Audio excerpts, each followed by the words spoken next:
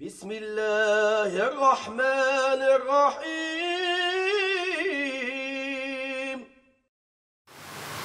Bismillahirrahmanirrahim. Alhamdulillah wassalatu wassalamu ala Rasulillah wa ala alihi wa ashabihi wa man tabi'ahu bi ihsan ila yaumil liqa'illah wa ba'd. Saudara-saudariku yang dimuliakan Allah Subhanahu wa taala, yang mengantarkan kepada tangga jihad yang diwajibkan Allah Subhanahu wa taala satu bulan bersama, itu di bulan Sya'ban, adalah zakat. Apa nilai di balik kewajiban zakat yang itu mengantarkan kita mencapai puncak tertinggi dalam berislam? Zakat yang sesungguhnya arti sebenarnya adalah dari kalimat zakah, artinya adalah kesucian, yang mensucikan harta dan jiwa kita. Zakat itu sesungguhnya adalah ibadah harta, ibadah maliyah, ibadah harta. Dan semua kita maklum, tidak ada kata jihad kecuali pasti menggunakan kata bi amwalikum wa anfusikum. Wajahidu fisabilillah bi amwalikum wa anfusikum. Jihadlah kalian fisabilillah dengan harta, dengan jiwa kalian. Itu artinya ketika Allah SWT mewajibkan zakat, maka itu artinya latihan untuk terbiasa mengorbankan harta di jalan Allah SWT. Karena kalau kita lihat, sebenarnya zakat itu sangat kecil, hanya 2,5%. 2,5% rata-rata. Yang di atas 2,5% zakat pertanian, 5% atau 10%, atau zakat rikaz 20%.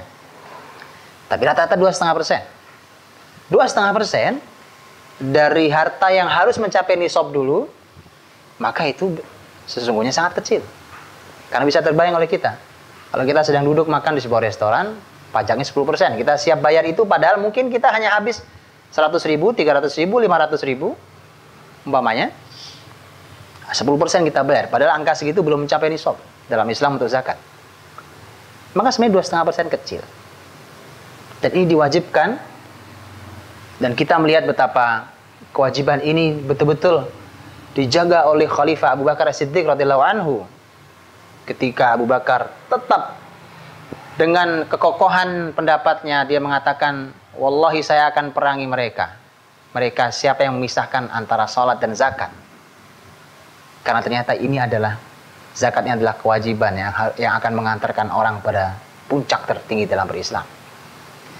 Latihan-latihan inilah yang nantinya diharapkan ketika orang sudah mau berzakat 2,5%, maka kemudian nanti orang ini akan siap mengorbankan harta yang lebih banyak di jalan Allah Subhanahu wa taala dengan jumlah yang lebih besar.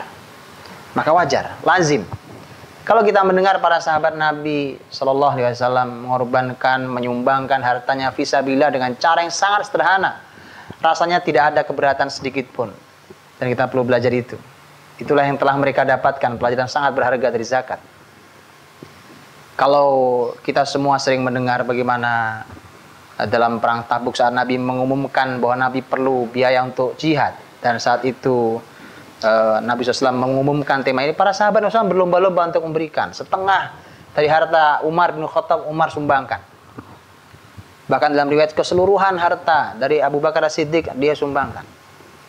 Utsman bin Affan radhiyallahu anhu, walaupun tidak disebutkan dia setengah atau keseluruhan, dan tidak mungkin keseluruhan, tidak mungkin setengah, karena walaupun lebih banyak nominalnya, tetapi dia orang yang paling kaya.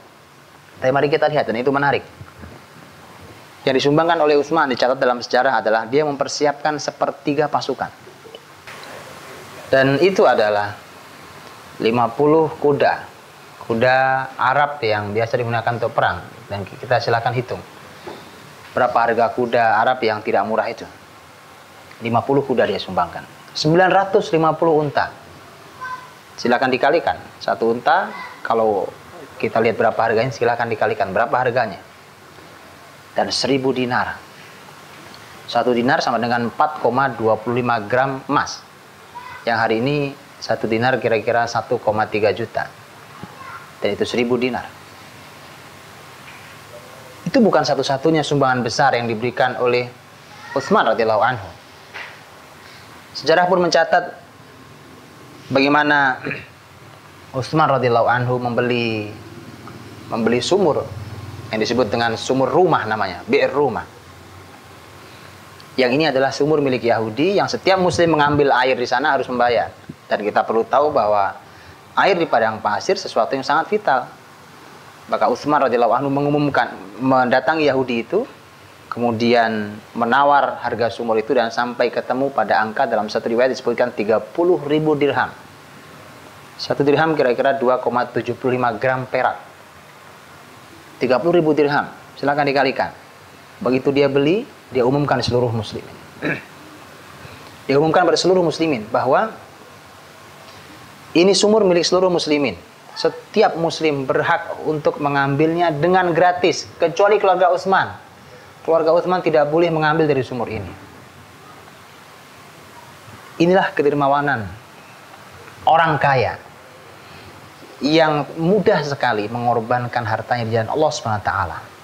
Dan ini adalah hasil latihan dari zakat itu yang hanya 2,5%. Inilah kenapa zakat itu merupakan tangga yang menghantarkan kita menuju titik tertinggi dalam berislam, yaitu jihad. Wallahu a'lam bishawab.